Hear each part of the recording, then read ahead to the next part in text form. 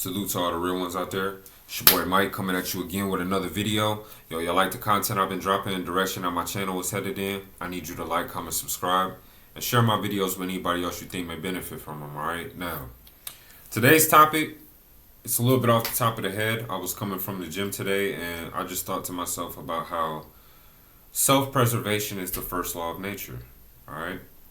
And we're in a time that is, it's an awesome time to be alive. You know, I don't want to harp on the negative or make anybody feel like, every time that I drop a video, I'm going to hit you with some stuff that'll make you maybe regret how things are, or that's not my aim. You know, it's just to highlight some of the things that I observe whenever I'm out and about.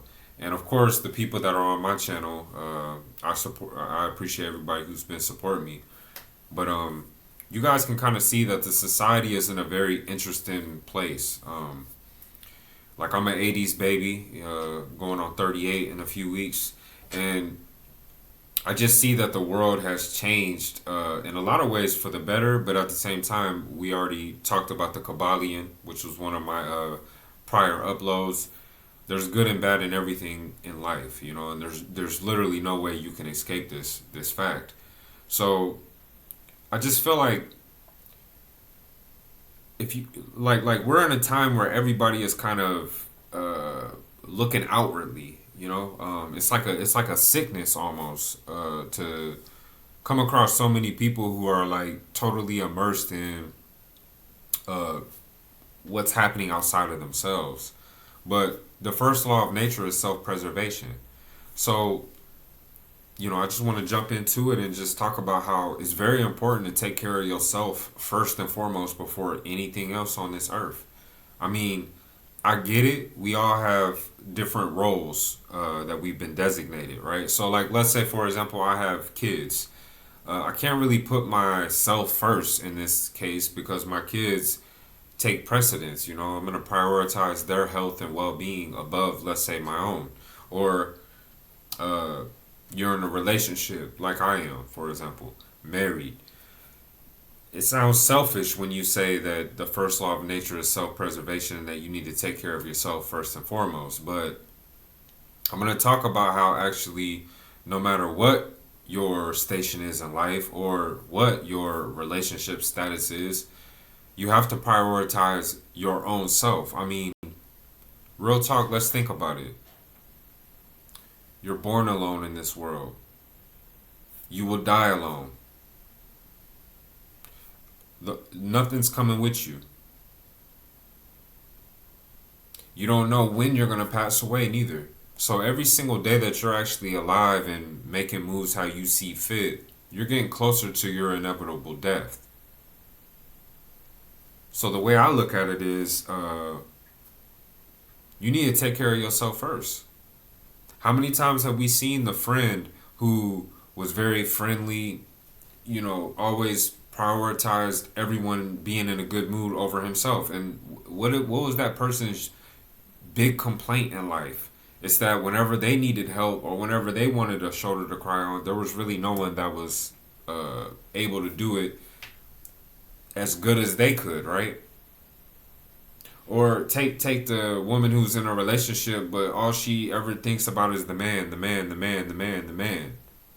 Yeah, so what's happening with her physical appearance? What's happening with her health then?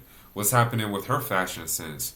What's happening with her maybe just trajectory in life? Like, if the man is always focused on improving and taking care of himself, and then the woman is always focused on the man, then that means the man is going to be looked at bad because he's prioritizing himself, whereas the woman is prioritizing him.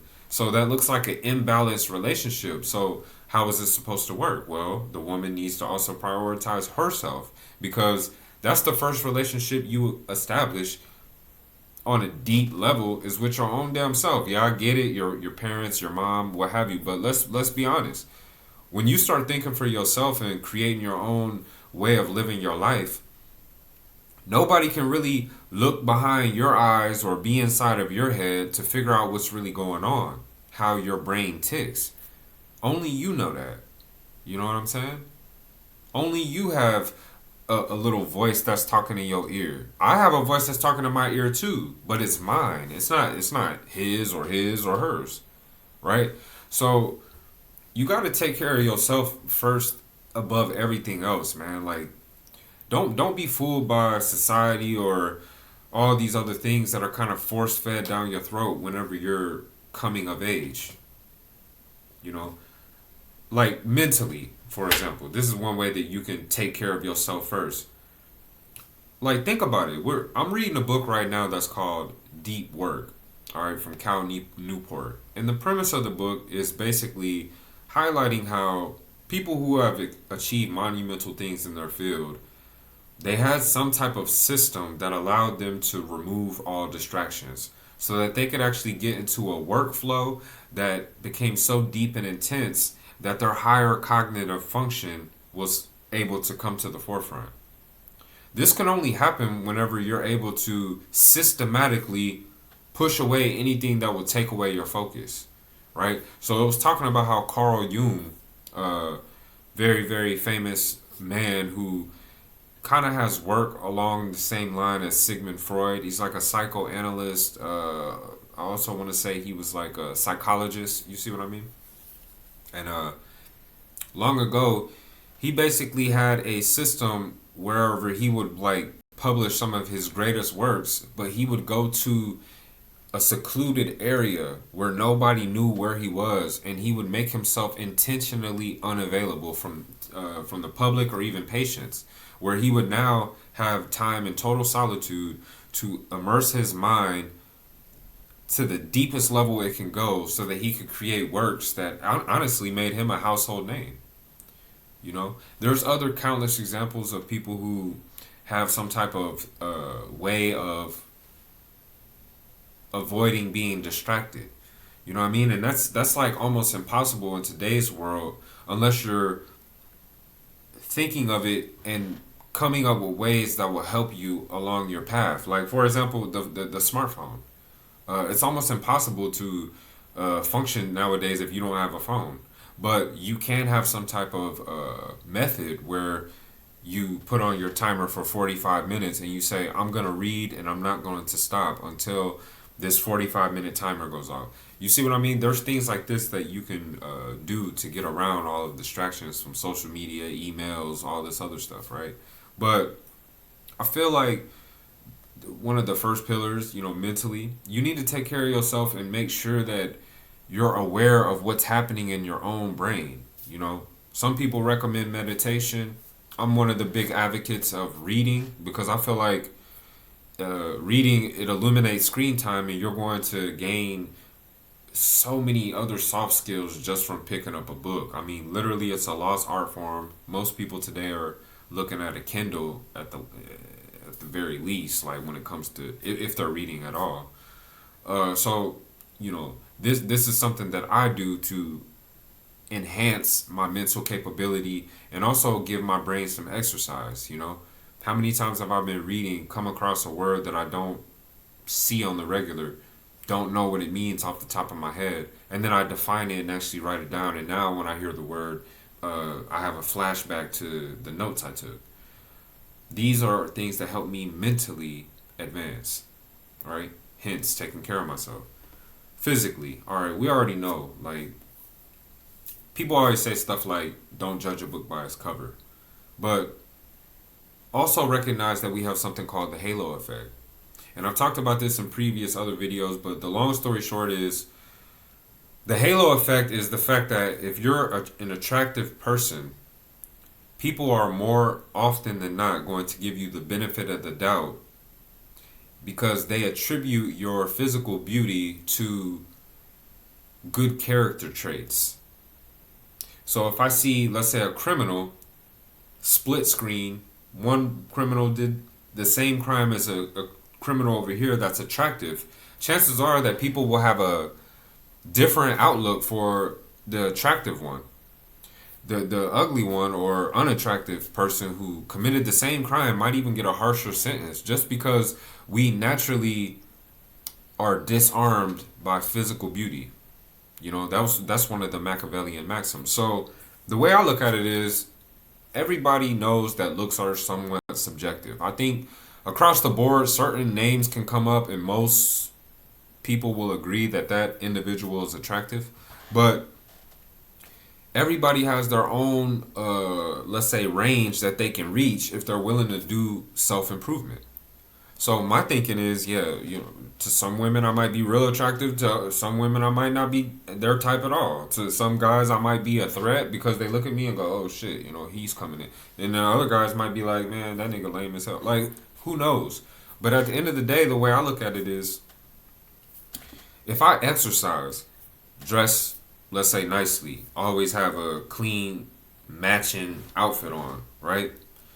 I make sure that I get a haircut every week. I know this is not what the average person does, get a haircut every week, but this is my standard. This is my personal brand that I've established. And what I'm telling y'all, for real, just based on real life experiences, looking your best, I don't see how that's ever really going to serve you wrong. It might be like a threat or looked at in the wrong way if you're around people who don't have that mindset to look their best and always dress sharp and keep a tight appearance. But fuck what they got going on. You know what I'm saying? Like I said, the first law of nature is yourself. You take care of yourself. You make yourself look good. How's it gonna translate over? You're gonna feel good. You look how you feel. You feel how you look. You know what I mean? And if you know you look good, you taking care of all the stuff I'm mentioning, that energy is gonna radiate off of you. You know what I mean? So don't be surprised when other people start treating you as if. You know what I mean? The halo effect is working in your favor if you take care of yourself physically too. Emotionally, all right? Now, I'm not gonna go down the rabbit hole about like emotions. I just feel like all of us have different ways that we grow emotionally. Some people it's going to be by traveling a lot. Other people it might be by being in a long term relationship, or other people they might literally like meditate or do whatever they need to do to sync themselves up emotionally. My mindset about emotions is you need to basically channel them. And I have a lot of high strung emotions, Under my face doesn't really show it very often because I'm kind of calm and collected, but I can be very multifaceted, very dynamic with my behavior. Um, but one thing that I feel advances me emotionally is trying new things and seeking an adventure. All right, because I mean, how can you not grow emotionally when you travel to different places and test your limits? You're going to be tried and put in situations that you don't even really know how to handle. So one of the benefits of that is that like emotionally you'll become more intelligent because you've been around so many different types of peoples and cultures, and if you were able to, let's say, mesh yourself well into that culture or different country, when you come back to wherever your, let's say, familiar home base is, you will have probably grown across the board, but definitely emotionally as well. That's at least that's how I see it. Also, spiritually. Okay, so taking care of yourself spiritually, everybody has their own little method about doing that. Some people are active in the church. Some people join a ministry. Some people are they read the Quran or they study the Bible whenever they feel. We all have our own method on how we're going to, let's say, spiritually enlighten ourselves. But for me, it's about creating a philosophy that allows me to live life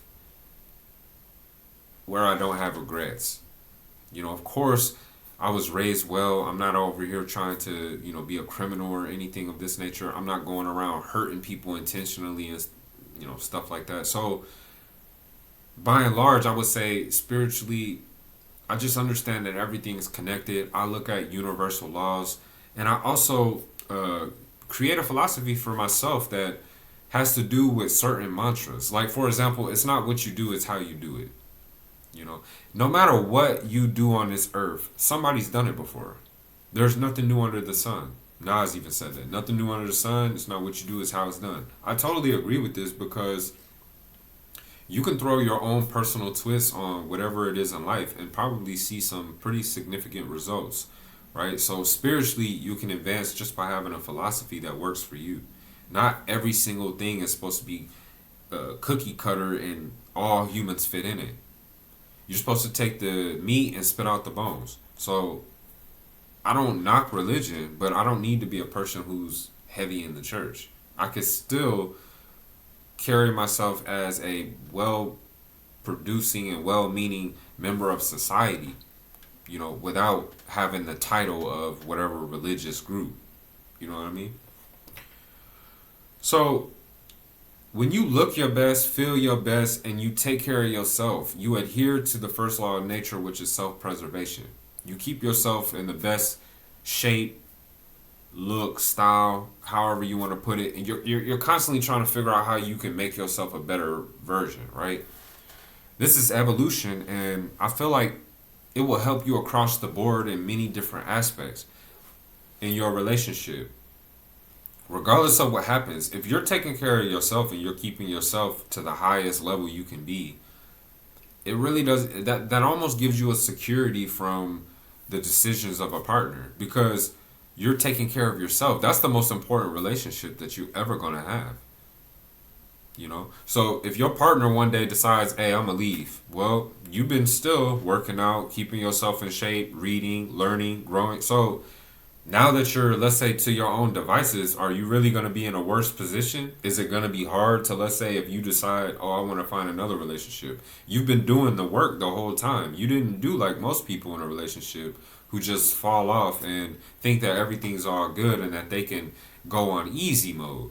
You've been a person who's been adhering to the first law of nature.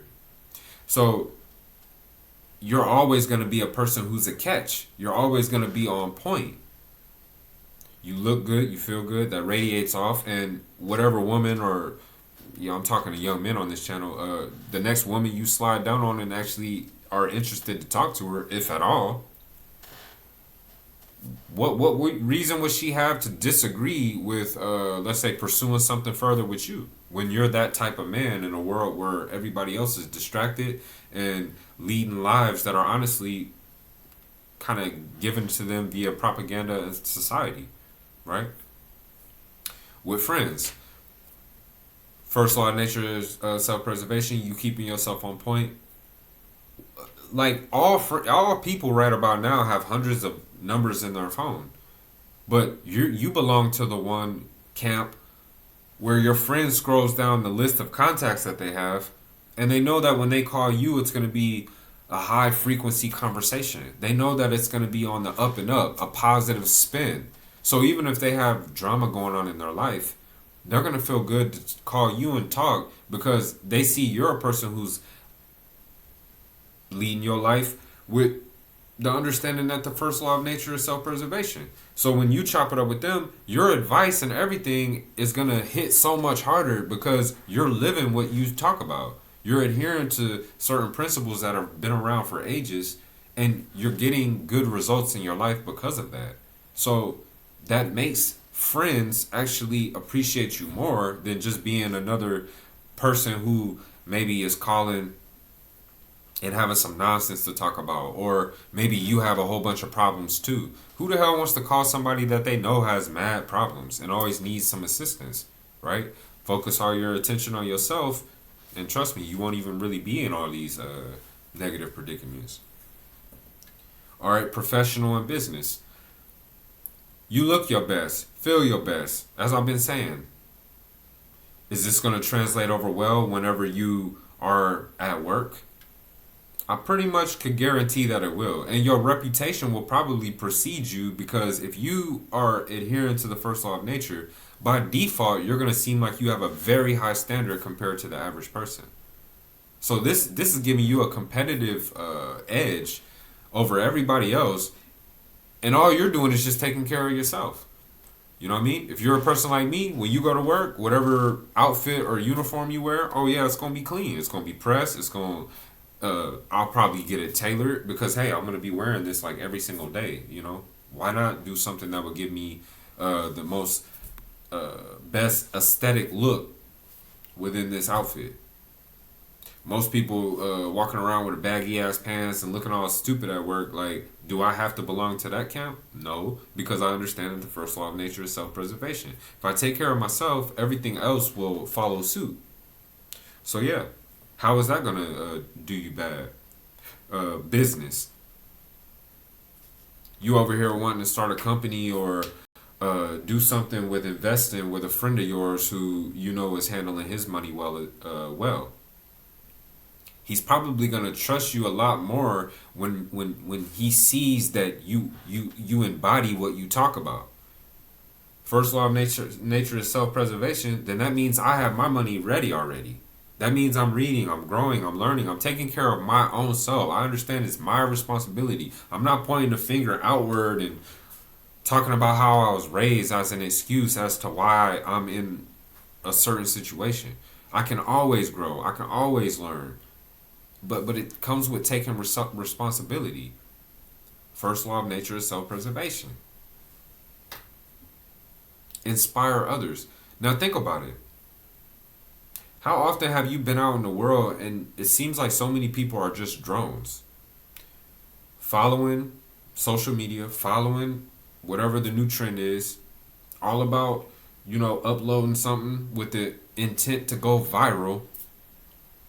But when you talk to the individual, they don't really have anything interesting that you really feel like you can pull from. There's really not too many wheels turning as far as like enlightenment or advancement of their own psyche. You know what I mean? So most people are just kind of doing the bare minimum to get by, and I don't know. It just seems like they're just wasting their life away. So by adhering to this first nature law of nature, trust me, you'll probably have so many people that just see you walking out and about that you inspire. So that's the big thing about it. It's like, I know it's kind of off the top, you know what I mean? It's not so structured as it normally might be when I write down my topics. But yeah, seriously, like, I just feel like taking care of yourself is something, it makes sense that is the first law. Take care of yourself, man. Don't look around and expect anybody to come save you. No one's coming to rescue you. And honestly, people don't really even give a shit whenever you're struggling or going through stuff. You're on your own. You know what I mean? Even if you're in a relationship. See, that's the thing that people trip up about too. They think that now that you got your girl, you can just get comfortable. You never get comfortable. You never fall back on your appearance. You never start thinking that everything can be taken for granted. Now you're falling down a slippery slope if you take that mentality, all right? So with that being said, like, comment, subscribe. I'll holler at you on the next one.